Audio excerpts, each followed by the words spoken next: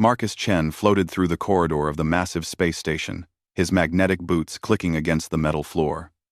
The Times Nexus Concordia Times was huge, bigger than most cities on Earth. It housed scientists from 12 different alien species, all working together to study the galaxy.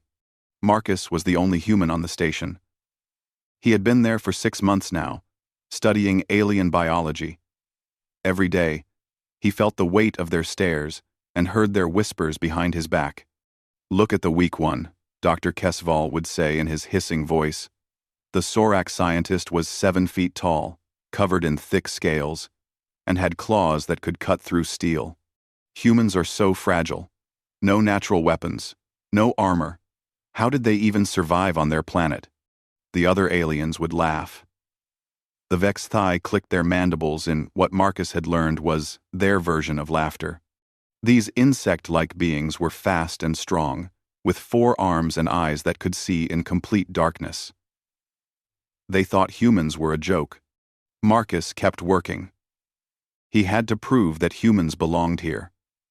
Earth had only recently joined the Galactic Scientific Collective. Many aliens thought it was a mistake. They saw humans as weak creatures who got lucky with their technology. The research station orbited a dying star. The red giant was slowly burning out, and the planets around it were becoming cold and lifeless. Marcus and the team were studying how life ended in solar systems like this one. Dr. Kesses Vole slithered into the lab where Marcus was working. His yellow eyes gleamed with amusement. "Human," he said, "we have found something interesting on the 3rd moon. Ancient ruins. Very old." Marcus looked up from his microscope. "How old?" "Millions of years, maybe more." The Sorak's forked tongue flicked out. "We are going to investigate tomorrow. You can stay here and do your simple human work." "I should come with you," Marcus said. "Protocol requires a full team for any surface mission." Dr. Kesses Vole laughed, a sound like steam escaping from a pipe. "Protocol? Human, you would only slow us down. The ruins are in a dangerous area. The ground is unstable. You might get hurt with your soft human body." Marcus felt anger rise in his chest, but he kept his voice calm. "On your safe little human worlds, maybe. Doctor." Kesses Vole moved closer, his massive frame towering over Marcus. "This is different. This is real exploration. For real explorers. Ender." The next morning, Marcus watched the shuttle leave for the moon. Through the observation window, he could see the small gray world getting larger as the shuttle approached it. 7 aliens were on board. 3 Sorak, 2 Vexthai, 1 Zorathi, and 1 Mendelon. All of them were stronger and faster than any human. Marcus felt frustrated. He had studied the sensor readings from the moon. Something about them bothered him.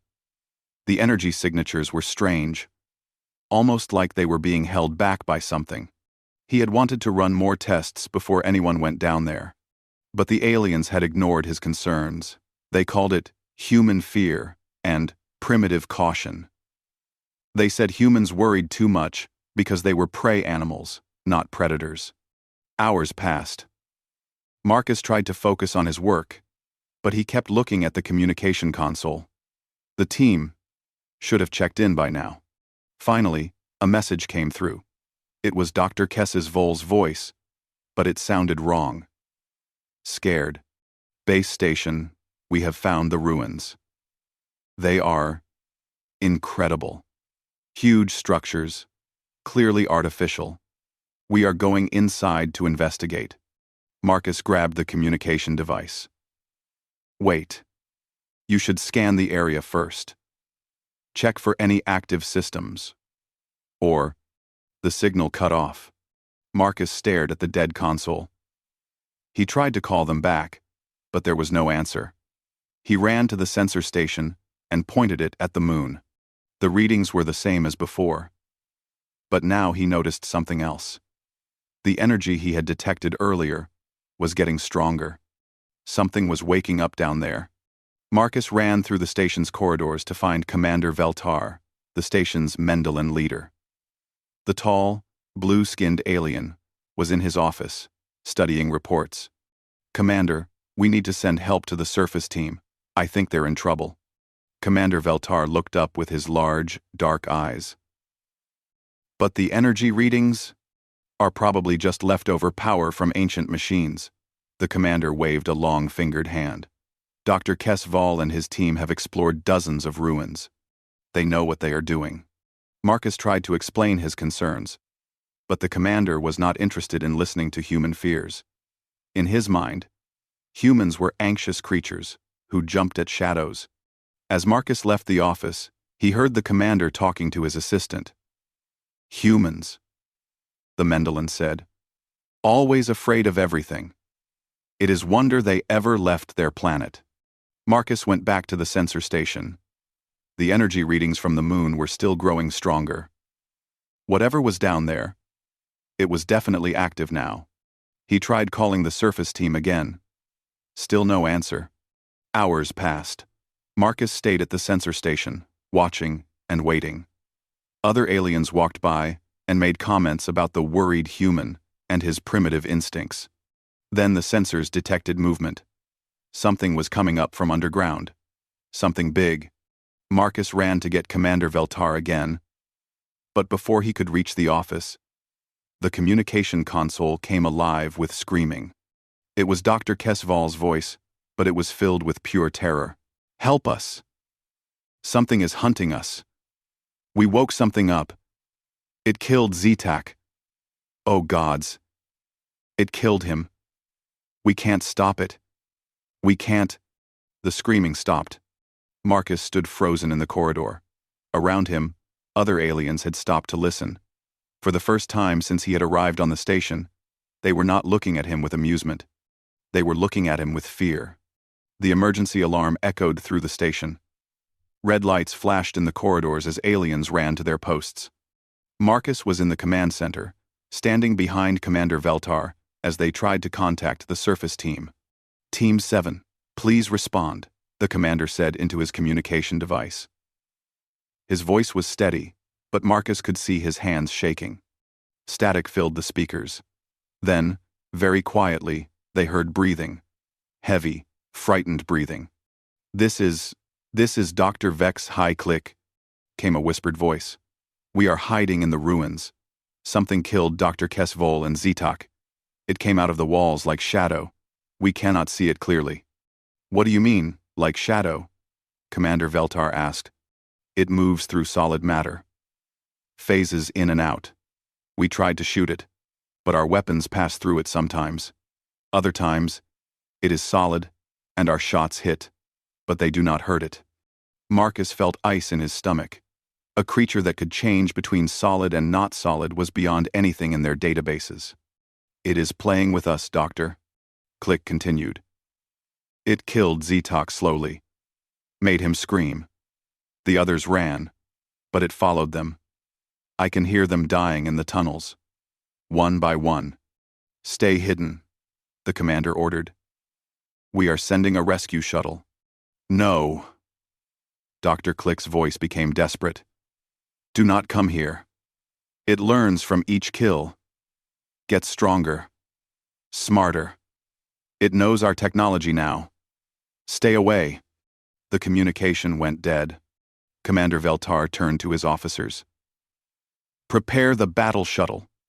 Full weapons and armor." Marcus stepped forward. "Commander, maybe we should study the sensor data first. Learn what we're dealing with." The Mendelon's eyes flashed with anger.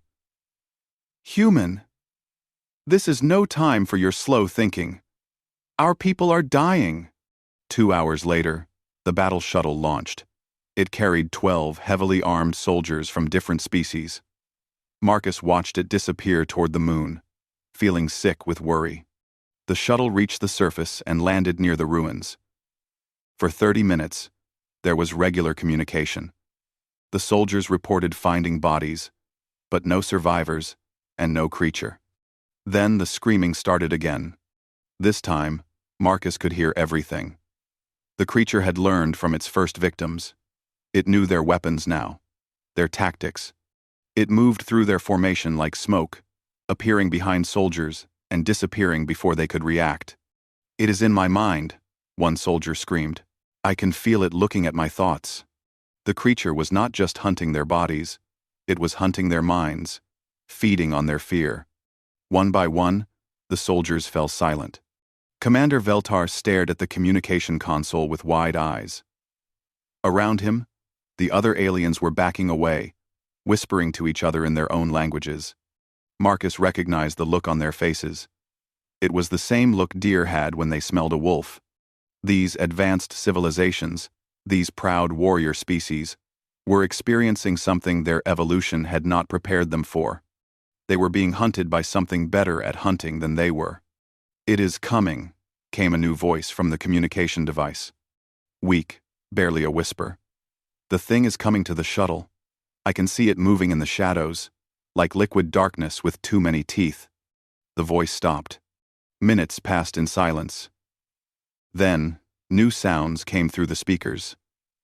Not voices this time. The sound of metal being torn apart. The creature was destroying the shuttle. "All teams, return to base," Commander Veltar ordered. But there was no one left to answer. Marcus studied the sensor readings. The creature had finished with the shuttle and was moving towards something else. The station's automated supply drones. "Commander," Marcus said quietly, "it is learning about our technology by destroying it. First our people, then our weapons. Now our machines. It is studying us." "What are you saying, human?" "It is not just killing randomly. It is gathering information. Learning how we work, how we think, what makes us afraid." As if to prove his point, the sensors showed the creature moving through the supply drone like it was not there. But it was not destroying this one. It was studying it. "How long before it comes here?" asked Dr. Yenthal, a Sorak scientist who had always made fun of human weakness. Marcus looked at the readings. Based on its movement pattern and learning speed. "Maybe 6 hours. Then we evacuate," Commander Veltar decided. "Where?" Marcus asked. "This thing can phase through matter. It can move through space. Our ships are just metal boxes to it." The reality hit the room like a physical blow. They were trapped on a station with something that could hunt them wherever they went. "What do we do?" Dr. Yenthal asked. For the first time, he was asking a human for advice. Marcus thought about the creature's behavior. It was not random. It was intelligent, methodical. It had taken its time with each kill, learning from them. This was not a mindless monster. This was an apex predator. But Marcus had grown up on Earth. Humans knew about apex predators. They had lived with lions and bears and wolves for millions of years. They had learned not just to survive them, but to understand them. "It is hunting us like we are prey," Marcus said slowly. "But it is following patterns. Predator patterns." "What does that mean?" Commander Veltar demanded. "It means it has rules, instincts, things it must do because of what it is." Marcus looked at the sensor display. "And if it has rules, maybe we can use those rules against it." The other aliens stared at him. They had spent their whole lives thinking of humans as the weak species. But now, faced with something that was truly dangerous, they were looking to the human for answers. Because humans knew what it was like to be hunted. The creature was moving closer to the station. On the sensors, it looked like a dark cloud moving through space. But Marcus could see intelligence in its movement. Purpose. Long. It was not just coming to kill them. It was coming to learn from them. And Marcus was starting to understand what that meant. The creature reached the station 3 hours later. Marcus watched on the sensors as it moved through the outer hull like the metal was not there. Emergency lights flashed red throughout the corridors as the station's computers detected the impossible readings. "All personnel to secure areas," Commander Veltar announced over the communication system. "Lock all blast doors. Stay in groups. Do not go anywhere alone." Marcus was in the main lab with 12 other beings from different species. They had barricaded the doors and set up weapons at every entrance. The aliens kept their weapons ready and watched the sealed doorways with fear in their eyes. But Marcus was not watching the doors. He was watching the behavior patterns on his tablet computer. The creature was moving through the station slowly, deliberately. It was not rushing to kill everyone. Instead, it seemed to be exploring, learning the layout, understanding how the station worked. "It is in Section 7, reported Dr. Yenthal, monitoring the security cameras, moving through the walls like they are air. Marcus pulled up the station map. Section 7 was the living quarters, where people slept, ate, relaxed. The most personal areas of the station. "It is learning how we live," Marcus said quietly. "What?" Commander Veltar turned to him. "Look at its path. First it went to the weapon storage, then the computer core. Now the living areas. It is not hunting randomly. It is studying us, learning what makes us tick." A scream echoed through the station's communication system. Someone in Section 7 had been found, but the scream did not end quickly. It went on for a long time, too long. Marcus realized what was happening. It is not just killing them. It is learning from their fear. The longer they suffer, the more it understands about us. The aliens around him grew more nervous. They had weapons and armor and superior strength. But none of that mattered against something that could walk through walls and feed on terror itself. "We should split up," suggested Vex Hyzertic, one of the insect-like scientists. "Cover more ground. Be harder to track." "No," Marcus said firmly. "That is exactly what it wants us to do." "How do you know?" Dr. Yenthal demanded. Marcus had been thinking about this since the creature first appeared. "Because that is what predators do. They separate their prey from the herd, make them easy to pick off one by one." He pulled up files on his computer. Images of Earth animals. Lions hunting zebras. Wolves chasing deer. Sharks following schools of fish. "Every predator follows the same basic pattern," Marcus explained. "Isolate. Terrify. Then kill. This thing is just more advanced at it." Another scream came through the speakers. This one from Section 5. The creature was getting closer. "So, what do we do?" Commander Veltar asked. Marcus studied the station layout again. The creature was smart, but it was also following its instincts.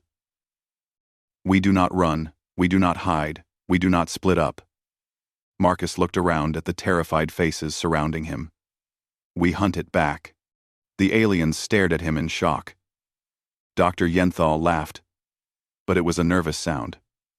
"Hunt that thing? Human. It killed 30 trained soldiers. It killed them because they fought it like soldiers. Like civilized beings." Marcus stood up and began moving around the lab, gathering equipment. "But this thing is not civilized. It is pure predator. So we have to think like predators too." Marcus had been watching the creature's movement patterns for hours. It was following predictable routes through the station. It preferred areas where it could use the walls and ceilings to move unseen. It avoided large open spaces where it might be exposed. "It is ambush hunter," Marcus realized. "It needs places to hide, to study its prey before attacking. We can use that." He began setting up equipment around the lab. Not weapons, but sensors and computers. "We are not going to fight it with guns. We are going to fight it with information." The creature was now in Section 4. Getting closer. The other beings in the lab were growing more panicked, but Marcus felt strangely calm. This was familiar territory for him. Not the creature itself, but the situation. Humans had been hunted before. For millions of years, they had been prey to things bigger and stronger and faster than they were. But they had survived by being smarter, by understanding their predators better than the predators understood them. "It is coming," Vex Hyzertic whispered. pointing at the sensors. Marcus watched the display. The creature was moving through the corridor outside the lab, but it was not coming straight for them. It was circling, looking for the best way to attack. "It is studying our defenses," Marcus said, "learning our positions before it strikes." The lights in the lab flickered, then went out completely. Emergency lighting kicked in, casting everything in red shadows. Perfect hunting conditions for the creature. "Stay calm," Marcus whispered. "Do not move." The aliens around him were trying to control their breathing. Marcus could smell their fear. If he could smell it, the creature definitely could. Something moved in the wall. A shadow darker than the other shadows. The creature was phasing through the metal, testing their defenses. Marcus had placed sensors all around the room. Now he could track the creature's movement even when it was invisible to the naked eye. He watched his tablet screen as the dark shape moved around them in a circle. It was learning their positions, counting them, planning its attack. But Marcus was learning too. The creature had patterns, habits. It always circled 3 times before attacking. It always went for the most frightened prey first. It always used fear as a weapon before using its physical abilities. Just like every other predator Marcus had ever studied, the creature finished its 3rd circle. Marcus knew it was about to attack. He looked around the room at the terrified aliens who had spent months making fun of human weakness. Now their superior evolution and advanced civilization meant nothing. In the face of a true predator, they were helpless. But Marcus was not helpless. Because humans had never been the strongest or the fastest. They had been the smartest, the most adaptable, the best at understanding what hunted them. "Get ready," Marcus whispered. The creature struck. The creature came through the wall like liquid shadow. Marcus had been right about its patterns. It went straight for Dr. Yenthal, the most terrified Sorok in the room. But Marcus was ready. As the creature solidified to attack, Marcus activated the dimensional scanner he had been quietly setting up. The machine sent out a pulse of energy that mapped everything in the room, including things that existed partially in other dimensions. For just a moment, Marcus could see the creature's true form on his scanner. It was horrible and beautiful at the same time. A writhing mass of darkness, with organs that existed in multiple realities.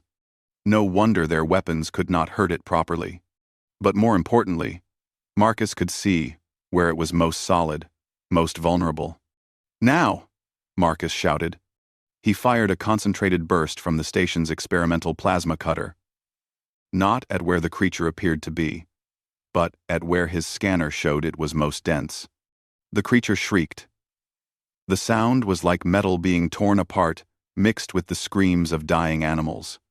For the first time, it had been truly hurt. It phased back into the wall immediately, disappearing from sight. But Marcus could still track it on his scanner. It was moving away from them, retreating to heal. The other beings in the lab stared at Marcus in shock. "You heard it," Commander Veltar said in amazement. "I surprised it," Marcus corrected. "It did not expect prey to fight back intelligently. But it will adapt quickly. We have maybe an hour before it figures out how to counter what I just did." Marcus began packing equipment into a portable bag. "We need to move. Stay together. Do exactly what I say." Quote, "Where are we going?" Dr. Yenthal asked. "To set a trap." Marcus led them through the station's corridors, following a route he had planned while studying the creature's movement patterns. He took them through areas that would be difficult for the creature to navigate while phased, forcing it to become solid more often. Behind them, Marcus could sense they were being followed. The creature was learning from their encounter. It would not make the same mistake twice. They reached the station's main engineering section. Marcus had chosen this area carefully. It had multiple levels, complex machinery, and most importantly, the station's dimensional research equipment. "Start setting up the field generators," Marcus told the others, pointing to specific locations around the engineering bay. Place them exactly where I marked on your tablets. While the aliens worked, Marcus began modifying the station's dimensional stabilizers.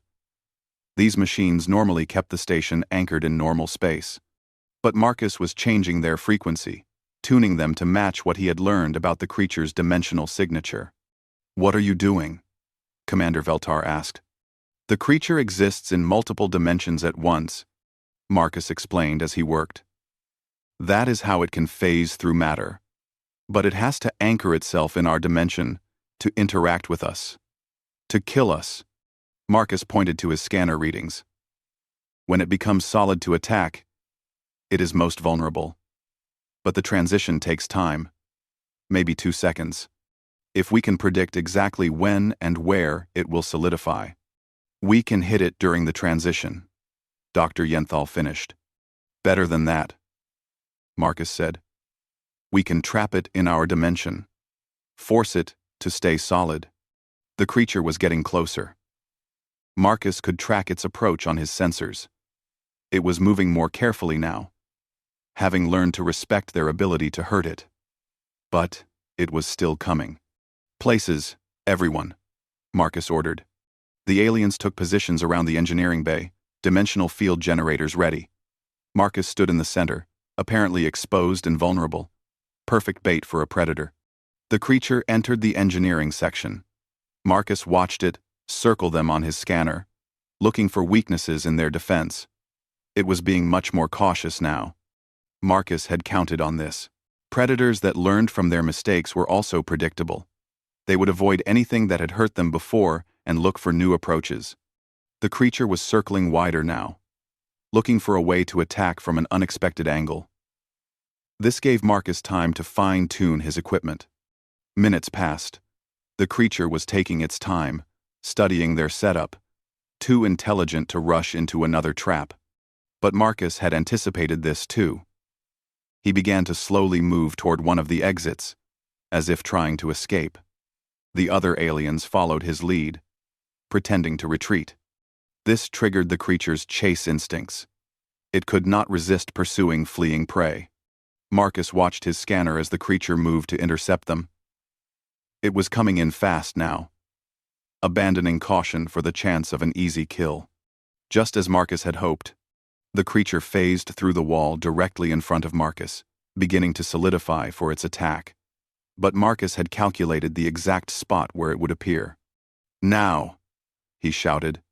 All 6 dimensional field generators activated at once, creating an overlapping grid of energy that locked the local space into their reality. The creature, caught in mid-transition between dimensions, was trapped in solid form. For the first time, they could see it clearly. It was roughly humanoid, but wrong in every detail. Too many joints in its limbs, skin that moved like liquid, eyes that reflected light from dimensions they could not see. And for the first time, it looked afraid. "You cannot hold me forever, little predator," the creature spoke directly into their minds. Its voice was like whispers and screams combined. "I have hunted across galaxies. I have devoured civilizations. You are nothing." Marcus stepped closer, keeping his scanner aimed at the trapped creature. "You are right. I am nothing. My species is weak. We have no claws, no armor, no natural weapons." The creature's eyes gleamed with hunger and amusement. "But you know what we do have?" Marcus continued. "We have something you do not understand. Something your kind has never encountered before."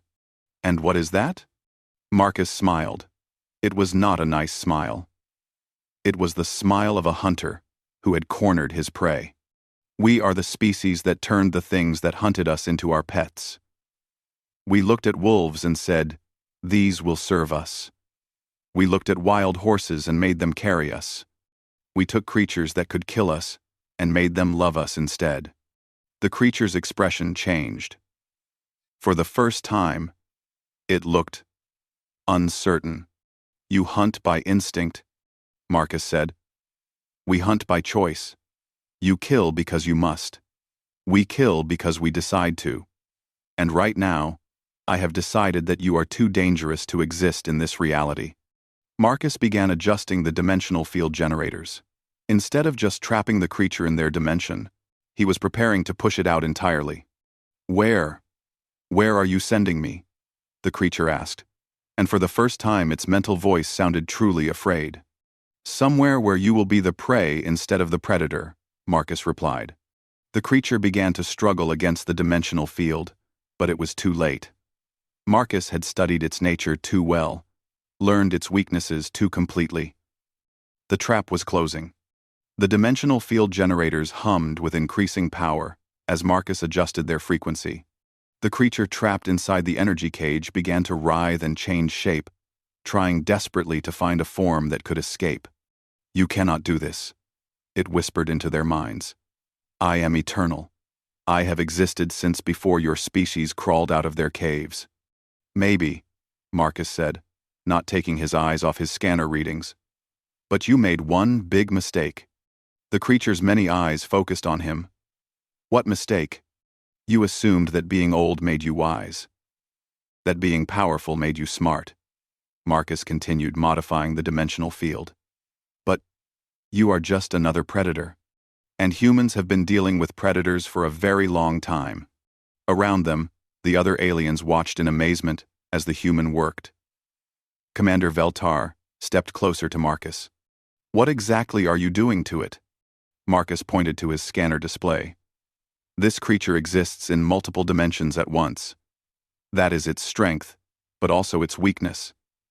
It needs to maintain connections to several realities to survive. On the screen, they could see the creature's dimensional signature. It was anchored to their reality. But it also had tentacles of existence reaching into at least 6 other dimensions. I am cutting those connections one by one, Marcus explained, forcing it to exist in only one reality at a time. The creature screamed, a sound that came from its mouth and also from inside their heads. You do not understand what you are doing. If you trap me in a single dimension, I will die. No, Marcus said calmly. You will just become mortal, like the rest of us. But that was not the whole truth. Marcus had studied the dimensional readings carefully. He was not trapping the creature in their reality. He was preparing to push it into a very specific alternate dimension, one where the laws of physics were slightly different. One where creatures like this thing were the prey instead of the predators. The creature seemed to realize what was happening. Its struggles became more desperate. Please, it begged. I can leave. Go far away. Never return to this galaxy. You had your chance to leave, Marcus said. You chose to hunt us instead. Dr. Yenthal moved closer to Marcus. Human. What you are doing. It is brilliant, but also terrifying. How did you know how to do this? Marcus thought about how to explain it. My species has been hunted for millions of years by things bigger and stronger and faster than us. We survived by learning how to turn predators against themselves. He adjusted another setting on the dimensional field generator. The creature's form began to blur and shift. We studied them, learned their patterns, found their weaknesses. Marcus looked at the trapped creature with no pity in his eyes. This thing thought it was the ultimate predator, but it was just another animal following its instincts. The creature made one last attempt to escape. It changed its form completely, becoming a writhing mass of tentacles and teeth. But the dimensional field held firm.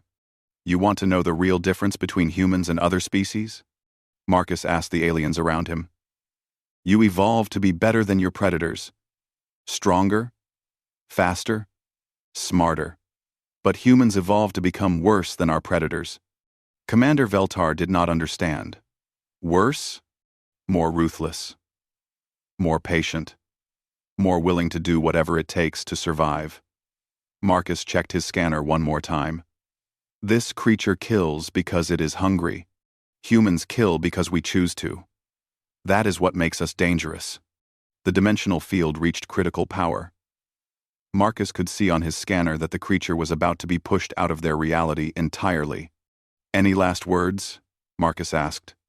The creature looked at him with something that might have been respect. Your species.